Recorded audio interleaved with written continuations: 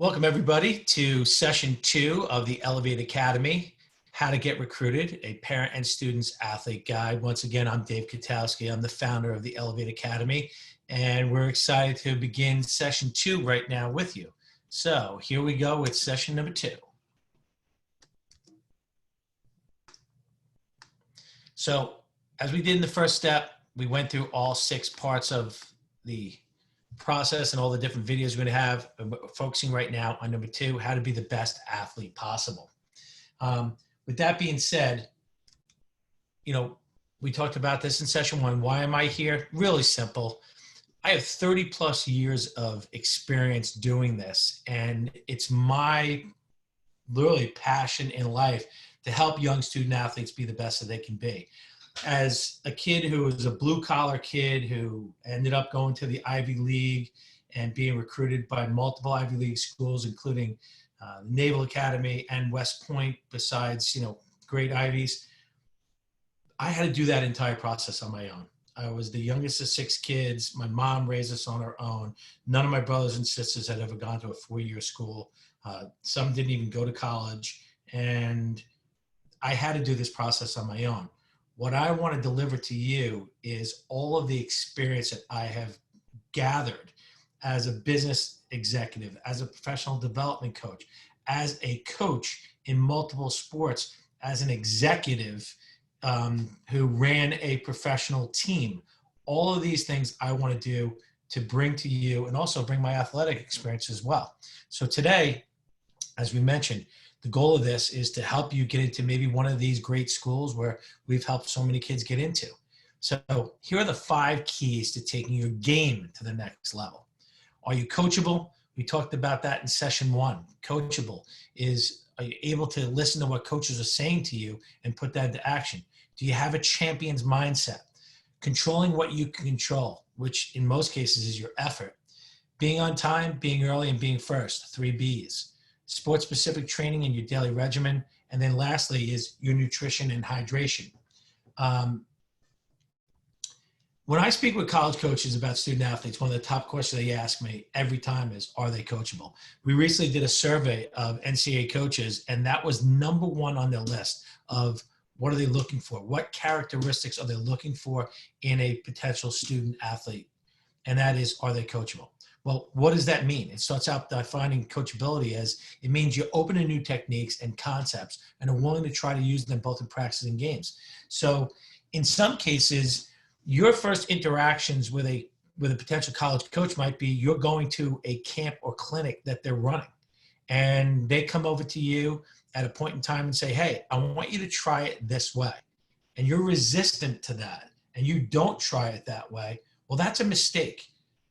You need to be open and willing to trying new things and doing things differently. And you can't be worried about making mistakes. We tell our kids all the time, if you're not making mistakes, that means you're not trying hard enough. If you're making mistakes, we know you're pushing your limits. And that's something that coaches want to see, that you're willing to push your limits, and you push your limits by being coachable. It's so crucially important. And on this note, I think one of the things that's important is parents, are you raising coachable kids? Do you only want them to play certain positions on the team? Everyone wants their kid to be the glory player. Well, not everyone is a glory player. When you look at football, one of the most sought after positions in football is the left tackle. Why? Because most quarterbacks are righty, and they need a left tackle in football who's going to protect that franchise quarterback. Well, you need linemen, you need defenders, you need people who are going to play multiple positions. How do you react in the car when they don't play the position you expect them to play? You go to a tournament, you go to a game, you're at your son or daughter's high school game, and maybe they're playing in a position that's different than you are. I remember one time I was at a game going to my alma mater, and they had 2 really good quarterbacks. And one of the moms literally was so obnoxious in the stands talking about her son and that he was the better quarterback. That's not something you want a college coach to hear, or a potential recruiter, or someone who's just listening and happens to have a relationship with that school or the coach. And then they come back and say, oh, that would happen to me all the time. I would get college coaches go, hey, Dave, I'm recruiting this kid and they're from Long Island. Just want to know, you got any feedback on the kid or the parents? And you never know what I might have seen. So that's really important. Are you helping the coach? Or are you hurting the coach? Are you getting in that car ride after a game or a tournament? You pick your kid up from the bus and saying, oh God, I couldn't believe what your coach did today. That's not the parent that college coaches are looking for. And then lastly is, what's your sideline behavior look like to a college coach? We have a rule called NAZ, no a-hole zone. We don't want parents or players or spectators acting like a jerk on the sidelines. And we have suspended parents from going to their own kids' games because they're hurting their own child's chances to be recruited. I know one top one or two or three in the country coach who, in her case, she doesn't wear her school colors and she sits in a chair where all the parents are sitting because she wants to see, hey, what are the parents acting like? You know, that's important. Parents, believe it or not, although I don't want you to be central to the recruiting process, you're part of the recruiting process. So please make sure you're raising coachable kids. And I know I showed this once before, but your child's success or lack of success in sports doesn't indicate what kind of parent you are, but having an athlete that is coachable, respectful, a great teammate, mentally tough, resilient, and tries their best, that is a direct reflection of you and your parenting. So let's keep that in mind. The next thing we want to talk about is the champion's mindset. And I have a vision board that sits in my room, in my office here. And on that vision board, I have a few different key quotes. And this is one of those quotes. Whether you think you can or think you can't, you're right. And that comes from Henry Ford. And I want you to really think about that mindset for a second. Whether you think you can or think you can't, you are right. Let that sink in. Because if you tell yourself you can't do something, you won't. If you tell yourself that you can do something, you will. And this is Henry Ford, one of the greatest industrialists of our time, who said this quote, and it's literally one of my favorites. The next thing is, if you have a chance, part of your homework, I want you to go watch the movie. Go on Netflix. You guys love Netflix, and rent The Secret. And The Secret is all about the power of positive thinking. That's what The Secret is about. And what you're looking at in this picture is, this is the first person to ever break the 4-minute mile. And I believe this is in 1954. And what's crazy about this with the 4-minute mile was, when going back to literally the ancient Greeks, when they first came up with the mile, nobody had ever thought it was possible to run a sub 4-minute mile. And it wasn't until 1954 when Roger Bannister became the first human being to break the 4-minute mile.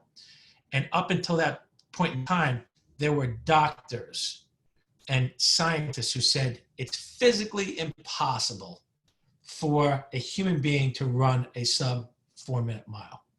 And then Roger Bannister did it in 1954. He did it literally by a half a second. And what's incredible is that in that year, in 1954, I believe 6 other runners broke the 4-minute mile that year. And I think someone broke it only a few weeks later. Why? Because in their minds, they had said, nobody can do this, nobody can do this, nobody can do this. And all of a sudden they saw Roger Bannister did it. And then they said, oh, wow, maybe this can be done. And then they did it.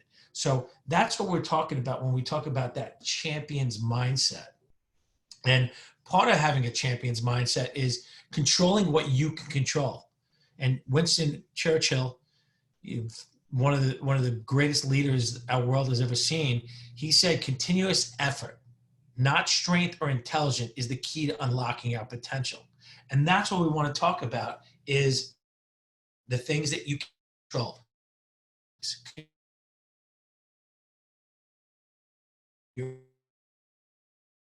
Tell my peers, when you control your effort, your enthusiasm, and your energy, Those three E's lead to a fourth E, which is excellence. So let's talk about the things that you can control. What does your effort look like during these specific times? So in other in-season sports, when I say in-season sports is, let's say you're a soccer player, and in New York, the soccer season is during the fall in high school. And you might be playing lacrosse in the spring, or you might be running spring track or something like that, but you're playing your in-season sport at another time. What is your effort like? Does it look the same? What does your effort look like during conditioning and training? If you have the ability to maybe work with a trainer one-on-one, are you putting that effort in? Or are you the person that's putting that effort in on their own? When you're going to your travel team practices, are you the one who is leading the effort all the time, bringing that great energy? What do you look like in games? What do you look like in individual training sessions? And are you the player that your coach and your teammates set as the standard? And if you're not, ask yourself, why aren't I? Because this is something that is 100% in your control. Recently, on part of the Elevate Academy, we have our webinar show and we have our, the webinar podcast. And I had Anson Dorrance. Anson Dorrance is the head coach at the University of North Carolina. He's won 21 national championships as well as the Women's World Cup. And one day I had the opportunity to ask him, so many people have heard this story about Mia Hamm and what the definition of a true champion is. And he told me what the real story was. He was coming to North Carolina, to his offices, and he has two different ways to go to his office. One way is the longer, more scenic route, and one way is the quicker route. And he just said, you know what? I want to go the more scenic route. So he went the more scenic route, and he's passing by the women's soccer training facility, and out on that field is one person, and they're doing wind sprints up and down that field on their own with a soccer ball at their feet. And this is after they had already had a practice. And that person was Mia Hamm. And he wrote Mia Hamm a note that day, and this was the note. He said, the vision of a champion is someone who's bent over, drenched in sweat, at the point of exhaustion when no one else is watching. That's what a true champion is. Mia Hamm took that note and she put it in the first book that she ever wrote. And the funny thing was Anson Dorrance had forgotten about it until Mia Hamm came out with a book. But this is, as a coach, I could tell you so many stories. John Orson was a player. I was working with a group of kids one day, and we were having a practice at the local high school.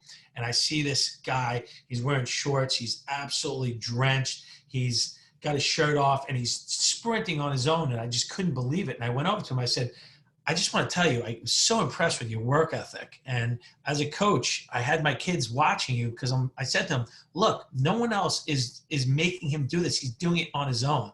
I said, what's your name? And he said, my name is John Orson.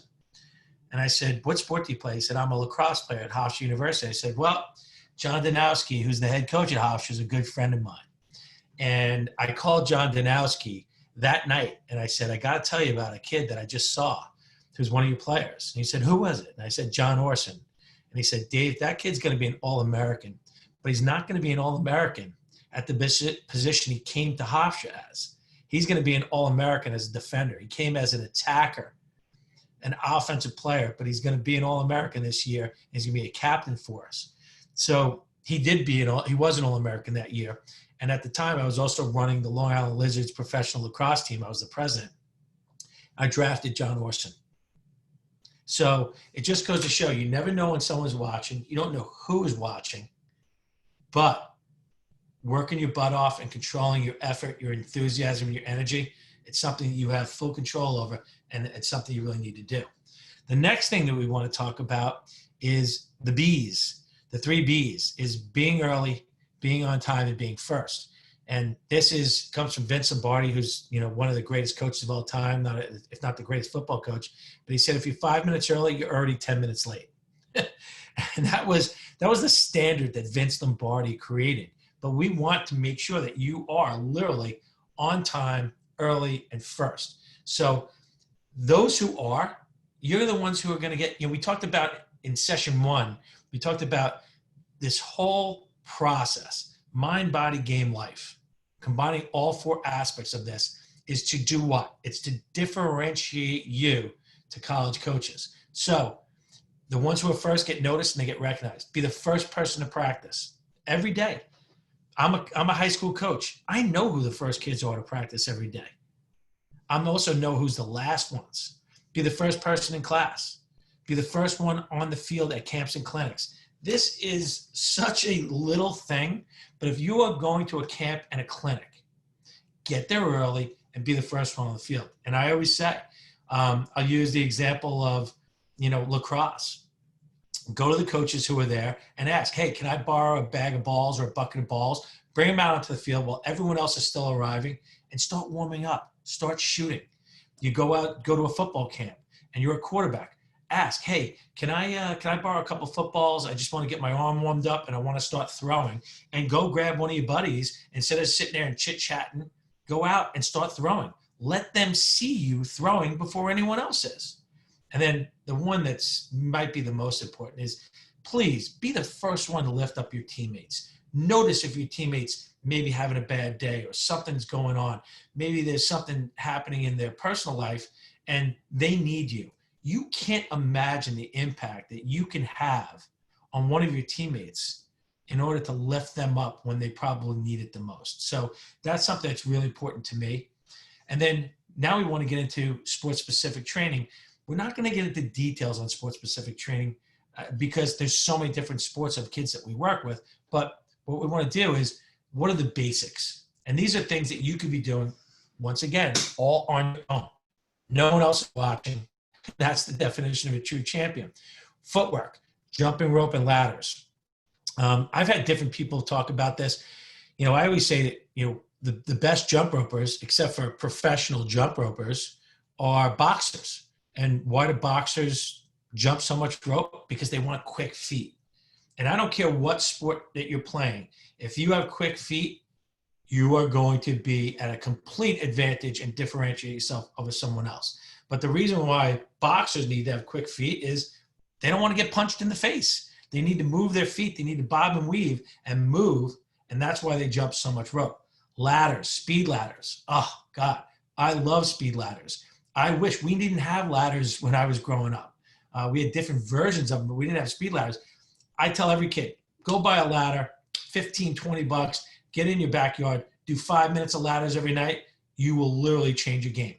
Shooting, throwing, passing, dodging, all the things that you need to do as an athlete. I don't care what sport it is. If you're a baseball player, getting your reps in, throwing. I used to have a tire in my backyard that I hung off of a tree, and I wasn't a quarterback because I could never really throw it well, but I would literally try to throw a ball through that every time. As a lacrosse player, going to the wall and taking a ball and just throwing against that wall, repetitive, working on my stick work, all these things, these are the things you can do. A mirror drill. Mirror drill is one of the greatest drills you can do. That's the 5-10-5. I mean, it's so good that this is part of every single NFL combine. You start out with cones that are 3 cones that are 5 yards apart. You start in the middle. You go to your right, you run 5 yards. You basically pivot, run 10 yards, and then come back and finish past the first cone. That's your 5-10-5. That's a reaction. You can do this with one of your friends where one of you is the rabbit and the other is the dog.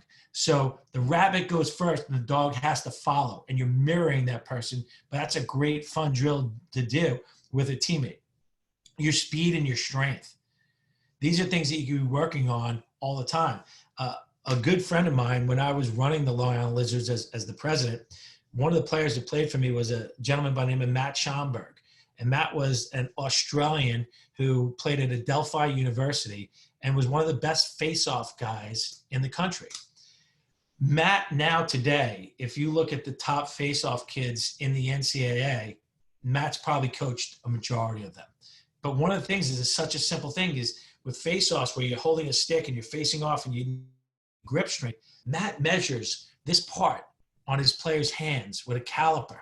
And what he does is he has them do grip strength drills where they're squeezing and they're working on this muscle to work on their grip strength, and he measures it Well, you could be working on your grip strength. You're sitting at home and you're literally, squeezing a tennis ball, squeezing one of those grippers, whatever it may be.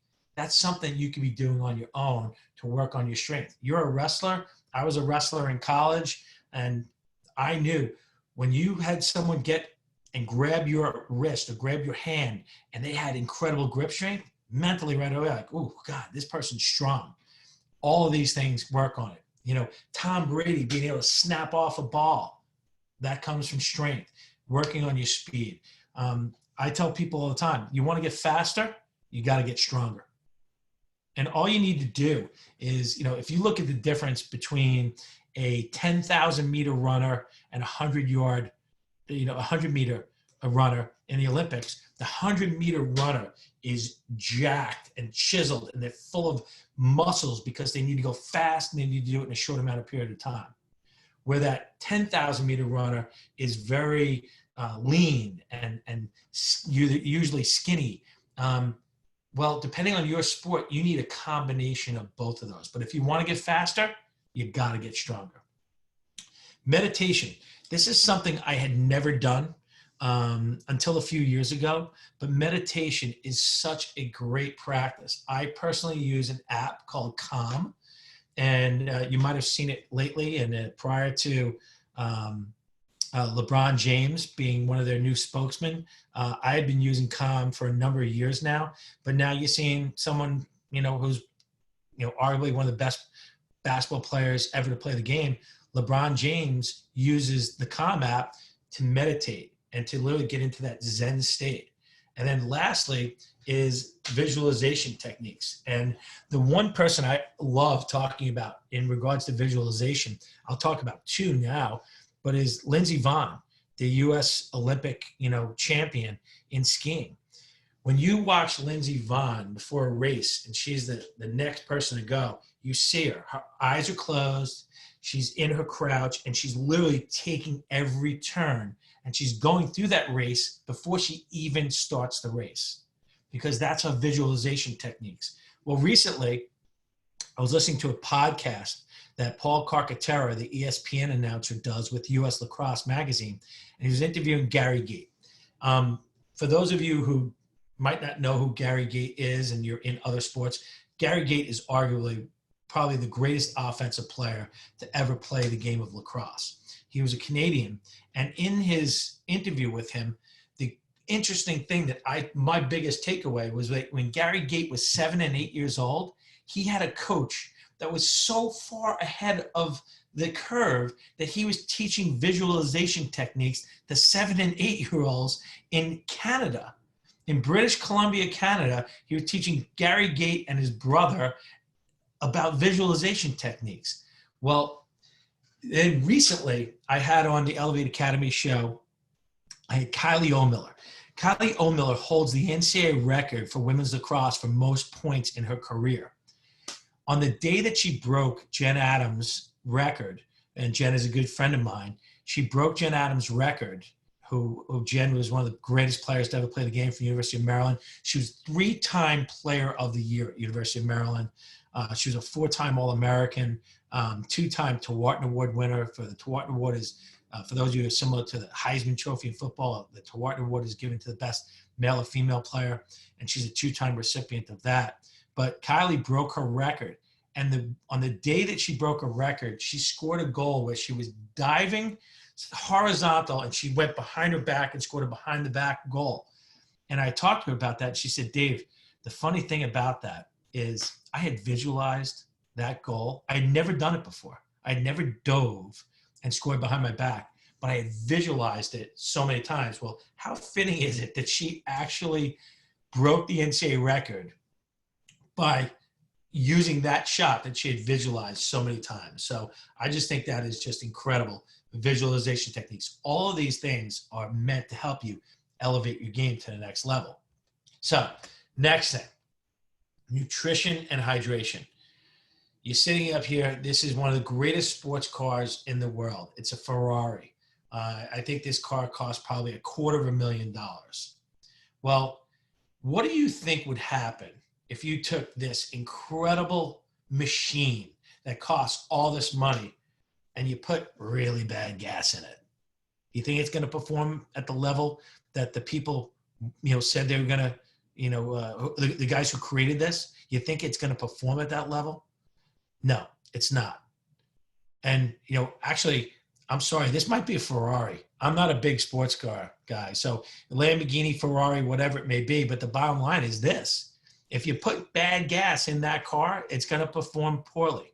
So one of the things that we want you to do is make sure that you're putting the proper nutrition.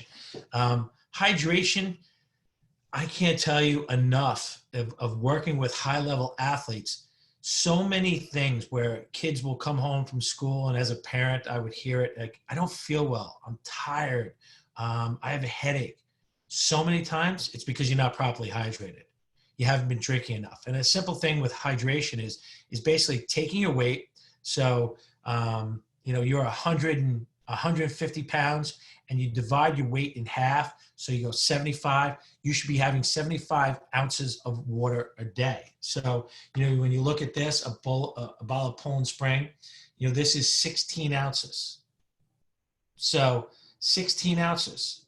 So you take this, you need to be having, if you're 150 pounds, you need to be having at least 5 of these a day.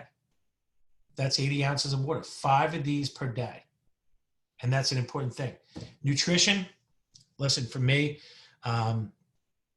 we didn't talk about nutrition when I was in college. Now, you look at the athletes today where they have, for many of the top Division I programs, they literally have nutrition stations with proper food that they should be eating.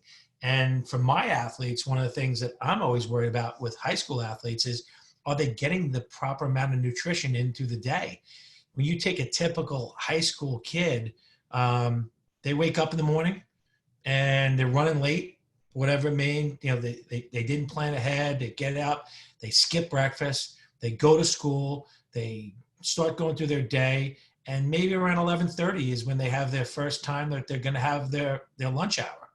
Well, the last time they ate was probably at 7:30 the night before. So now you're going literally 15 hours where you haven't eaten, you haven't put any fuel into your body. And now what are you putting into your body at that time at 11:30? Then you go through the rest of the day, school bell ends at 2:30, and now it's game time. And you're getting ready for a game. Well, are you going to perform at your best if you haven't put in the amount of water that you're supposed to be having? And secondly, haven't fueled up on really good nutrition? All this. And we could spend so much time talking more and more about nutrition and hydration. But one thing I would do is make sure that you're putting the best fuel into your body that you possibly can. So the next thing is, we talk about mind, body, game, and life. Here are the key things that we want you to work on. This is your homework for session number 2. Are you coachable? I really want you to think about this. Are you coachable? Are you the player when your coach wants to demonstrate a drill? Are they the first person that they grab? Because they know you're coachable. They know you want to try it. Do you have the champion's mindset? Remember what Henry Ford said. Whether you think you can or think you can't, you're right. And Mia Hamm, the effort. Control what you control, your effort. What is the definition of a true champion? Someone benched over, drenched in sweat, at the brink of exhaustion when no one else is listening or watching. And then the next one is what Vince Lombardi said. Be on time, be early, be first. And you could handle all of these things. And then your sports-specific training, come up with your own daily regimen. If you could spend 15 minutes a day on your own, working on your game, and that could be footwork being 5 minutes, little strength conditioning, 5 minutes, and then maybe sports-specific training for 5 minutes, whether it's throwing, passing, catching, whatever it may be. And then lastly is your nutrition and your hydration. All of that is just super important. I went to Nike's headquarters a few years ago, and in Nike's headquarters is this picture. And it's of Steve Prefontaine. Steve was one of the first ever Nike athletes. And today they actually have the Prefontaine Classic, and it's a track meet about Steve Prefontaine. And this quote to me sums it up, what this entire section is. To give anything less than your best is to sacrifice the gift. And as a coach, I know that's what I want to get out of all of my players is I want to help them get the most out of themselves. But it's a two-way street. If you want me to help you, you got to help yourself.